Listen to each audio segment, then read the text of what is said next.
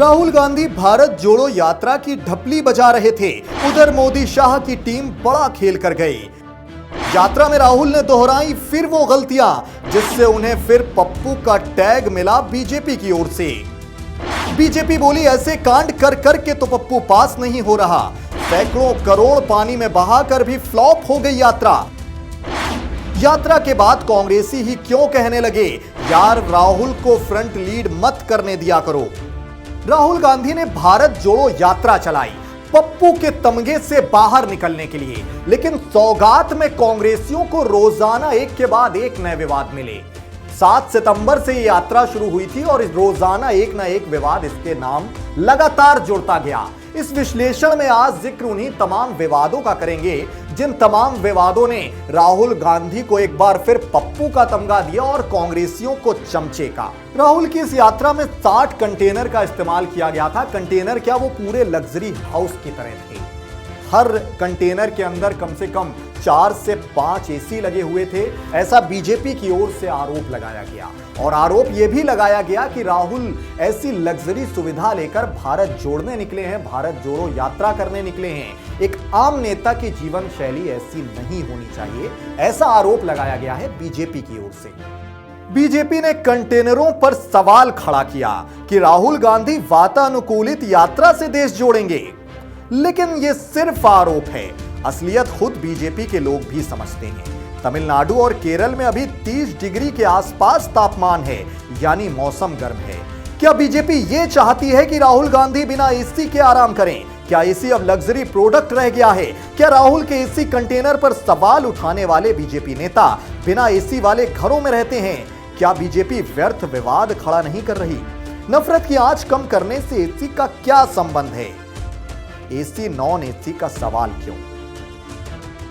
ऐसा पक्ष रखा गया है कांग्रेस की ओर से अपने आका राहुल गांधी के बचाव में। दूसरा बड़ा बखेड़ा खड़ा हुआ राहुल गांधी की टी शर्ट को लेकर।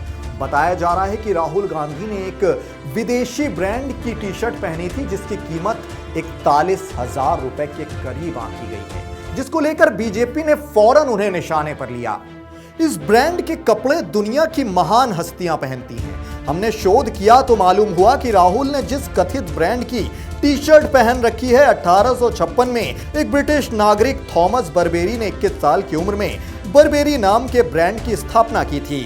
थॉमस बर्बेरी का सिद्धांत था कि कपड़ों को लोगों को मौसम से बचाने के लिए डिजाइन किया जाना चाहिए। इस ब्रांड के कपड़े डिजाइन होते ही पेटेंट करा लिए जाते हैं। बर्बेरी भारत में डायरेक्ट स्टोर के जरिए व्यापार नहीं करती है।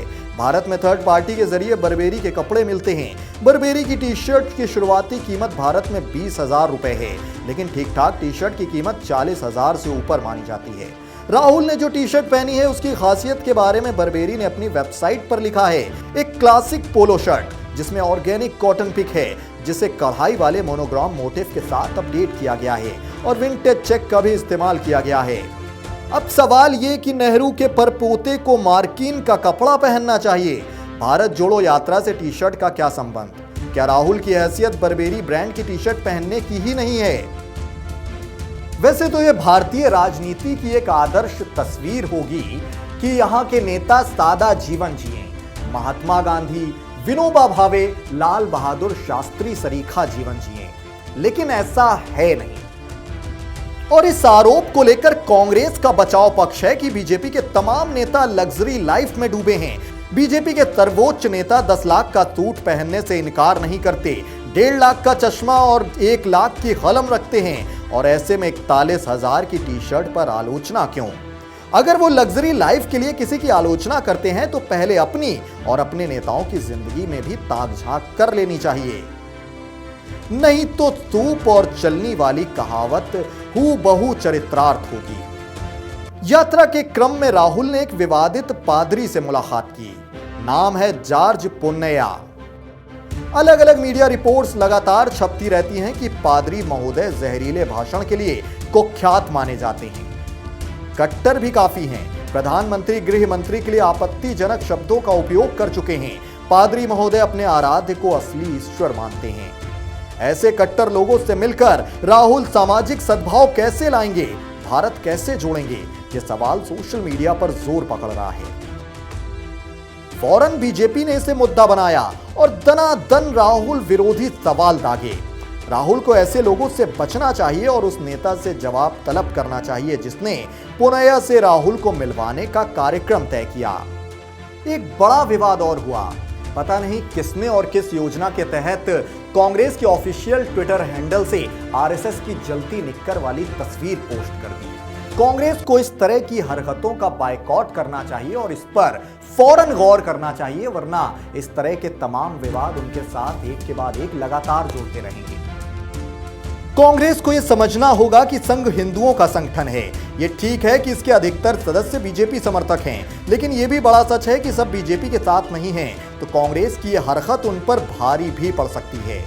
और वैसे कहने को तो यह भारत जोड़ो यात्रा है, लेकिन असल में देखा जाए तो यह एक पूरी तरह से राजनीतिक यात्रा थी जिसका मकसद वोट जोड़ना था। भले कांग्रेस कहती रहे कि इस यात्रा का राजनीति से कुछ लेना देना नहीं है। ऐसा नहीं है कि विवाद सिर्फ बीजेपी खड़ा कर रही हो। सीपीआईएम ने सवाल किया है कि राहुल गांधी की यात्रा केरल में 19 दिन और यूपी में बामुश्किल एक ही दिन क्यों? क्या यूपी में सद्भाव है? सीपीआईएम के सवाल में दम तो है। ज्यादा विवाद भी गुड़ को गोबर कर देता है। राहुल को यह सोचना होगा।